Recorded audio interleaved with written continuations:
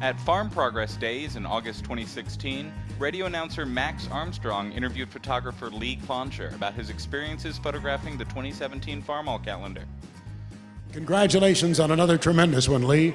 Thank you so much, Max. It's great to be here with you. Well, give us some of the story behind this year's calendar, the 2017 edition. So this year's calendar, the story I wanted to tell was about a good friend of Max's, Darius Harms. I had who Darius we lost here about a month ago. A great guy, really big loss for the farm world. Darius I didn't meet until 2012. And when I did, I was working on my book, Red Tractors, and I was looking for machines to photograph. And somebody told me Darius had a 7288, which is a very rare early IH. So I thought, well, I got to see this guy. So somebody gave me a phone number. I called, and he picked up, and I went into a very long explanation of who I was and what I'd be doing, and could I come to his farm? And he said, yeah, that'd be all right. So then I asked him what his farm was like and what the setting would be like. I like to plan these shots.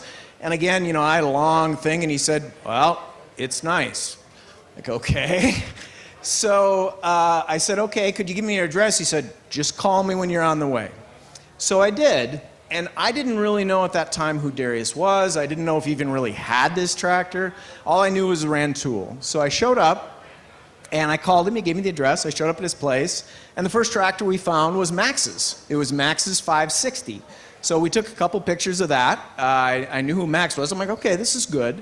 We went to another farm, and there was the 7288. We took a couple pictures of that, and it was beautiful. It was great. And then he says, what else are you looking for? I said, well, I don't know. He said, I got a 1568 black stripe. And I said, oh, it's not that.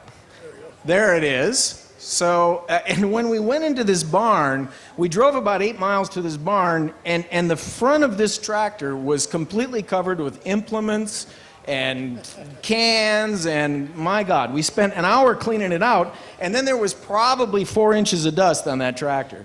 So we cleaned, and I said, it'll run, right? And he said, no.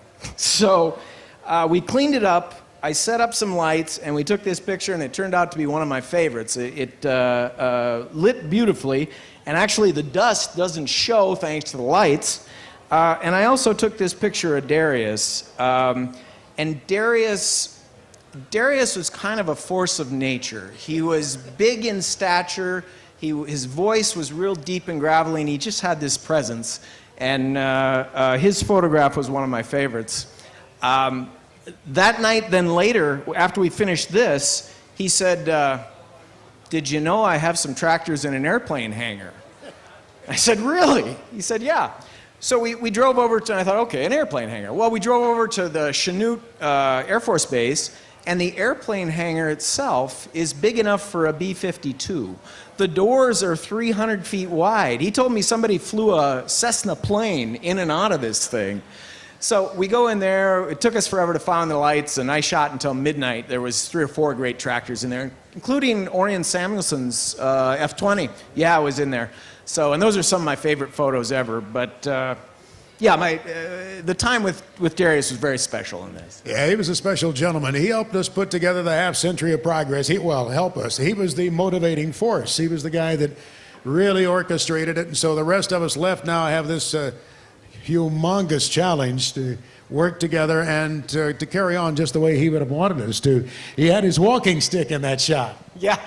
Yeah, he was getting around. He had a golf cart and his walking stick. So he had a young guy with him that would run around and do stuff, and he would either sit in his truck. In fact, the whole time we were in the hangar, he just sat in his truck and drove around and looked and laughed at all the goofy stuff we were doing. So. Really a tremendous source of knowledge on international harvester equipment. When you take the photos, you light the scene so well. You work hard at that, don't you? Very much, very much. I actually use a couple of techniques that, to my understanding, no one else is using. I do a mix of HDR and very big, very heavy flashes. So, in fact, the guys at the baggage handling place at the airport hate me because I make them carry some heavy stuff. You'll be here signing calendars for a little while, am I correct? Yes, I'll be over here at the tent. We got books and calendars. Come on by if you want. I'll be signing those for about an hour. Now's the time to do your Christmas shopping, by all means. Get it done. You know, and the neat thing about this calendar, of course, it's meant to be hanging on a wall. I display it on a table. I get the upstairs part of the house. That's where my home studio is in our home, and Linda kind of ventures up there every now and then to straighten things up. And she actually took my calendar table and moved it downstairs. We had a few words about that because I love to display your calendar spread out on a table. And it's my coffee table book. You've heard of, and by the way, that leads us to another subject. Yeah, we have the books over there. I have two books, Red Tractors and Red Combines, and I'm here, actually, I'm going to be tonight photographing the very first 7488 for the book Red Four-Wheel Drive Tractors, which is coming out next fall. Excellent. We look forward to that. That'll be exciting. Thanks so much, Lee. Appreciate it. Thank you much, Max. Always a pleasure. How about a big round of applause for Lee Klancher?